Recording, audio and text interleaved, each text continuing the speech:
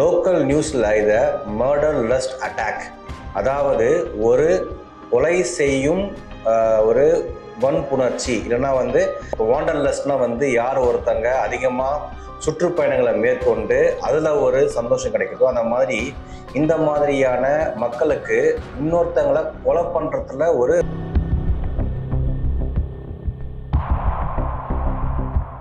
மதம், யாரை சாவடிக்கலாம், எப்படியே அவங்களுடைய வளர்ச்சி தடுக்கலாம் அப்படின்ற வன்முறைகளும் அதிகமாகிட்டே இருக்குது. இதை கண்டிப்பாக நம்மளுடைய தமிழ்நாடு அரசும் சரி, நம்ம அரசை மட்டுமே குறை சொல்லத்துல எந்த விதமான பிரயோஜனமும் இல்லை.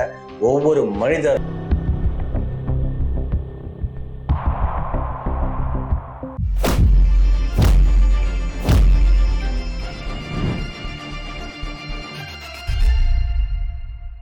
அனைவருக்கும் வணக்கம்.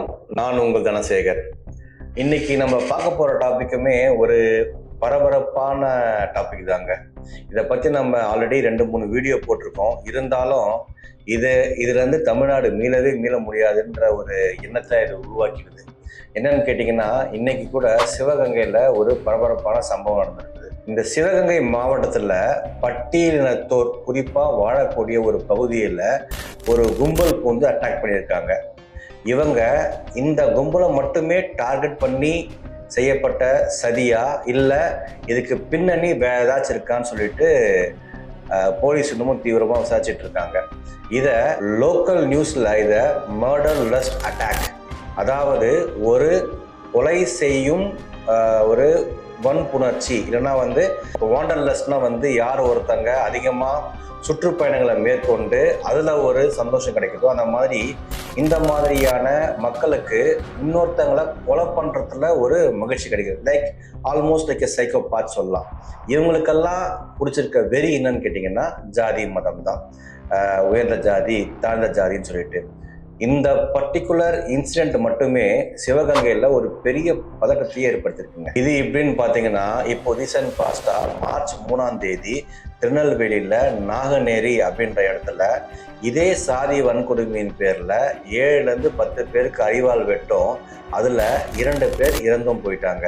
அதில் ஒருத்தர் மாற்றுத்திறனாளி திரு ஜான் அவர்கள், இன்னொருத்தர் ஜானாத் கட்டா அப்படின்ற ஒரு நார்த் இந்தியன் சொல்கிறாங்க.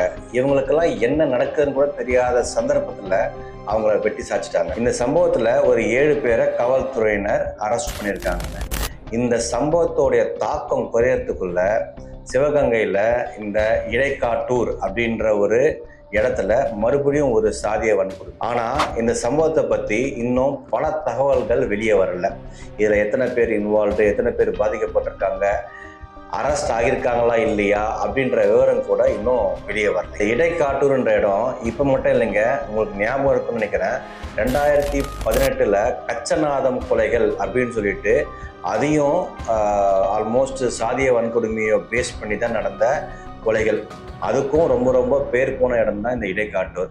இப்போது அதோடைய பின்னணியாக தான் இதை அரங்கேற்றிருக்காங்களா, இல்லை இதுக்கும் அதுக்கும் சம்பந்தம் இல்லையா, இல்லை இது யார் செஞ்ச ஒரு சதி, இது பின்னாடி யார் இருக்காங்க, இதுக்கு பின்னாடி வேற ஏதாச்சும் அரசியல் பின்புலம் இருக்கா, அப்படி இல்லைன்னா இதுக்கு முன்னாடி நான் சொன்ன பாருங்க மர்டர் லஸ்ட் அட்டாக், அந்த மாதிரி ஒரு கும்பல் சுற்றிக்கிட்டு இருக்கா, என்ன ஏதுன்ற விவரம் இன்னும் வெளியே வரல. மானாமதுரையில் மறுபடியும் 2 பேர் பைக்கில் இதே மாதிரியான அட்டாக் நடத்திட்டு இருக்காங்க. நம்ம தமிழகம் உண்மையாலேயே எதை நோக்கி போயிட்டு இருக்குன்னே புரிய மாட்டேங்குதுங்க. ஒரு பக்கம் சயின்ஸ், டெக்னாலஜி, அட்வான்ஸ்மெண்ட், புதிய வேலை வாய்ப்புகள், நம்ம எப்படி இன்னும் முன்னோக்கி செல்லலாம் அப்படின்ற ஒரு முற்போக்கு சிந்தனையில் நம்ம ட்ராவல் ஆகிட்டு இருக்கோம். ஆனால் அதே சமயம் அதுக்கு ஈக்குவலாக இதுக்கு முன்னாடி ஒரு சின்ன பர்சன்டேஜாக இருந்தது. இப்போ ரீசன்ட் பாஸ்டாக பார்த்தீங்கன்னா ஆல்மோஸ்ட் அதுக்கு ஈக்குவலாகவே நம்ம பின்னோக்கியும் போய்கிட்டு இருக்கோம். இந்த சாதி மதம், யாரை சாவடிக்கலாம், எப்படியே அவங்களுடைய வளர்ச்சி தடுக்கலாம் அப்படின்ற வன்முறைகளும் அதிகமாகிட்டே இருக்குது. இதை கண்டிப்பாக நம்மளுடைய தமிழ்நாடு அரசும் சரி, நம்ம அரசை மட்டுமே குறை சொல்லத்துல எந்த விதமான பிரயோஜனமும் இல்லை. ஒவ்வொரு மனிதரும் இதை புரிஞ்சுக்கிட்டு நடந்தோம்னா உண்மையாலேயே தமிழ்நாடு இன்னும் சில வருஷங்களில் ஒரு முன்னோடி ஸ்டேட்டாக மாறத்துக்கு உண்டான வாய்ப்பு இருக்குது. தயவு செஞ்சு கோஆப்ரேட் பண்ணுங்க.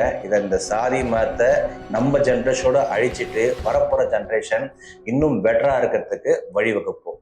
நன்றி, வணக்கம்.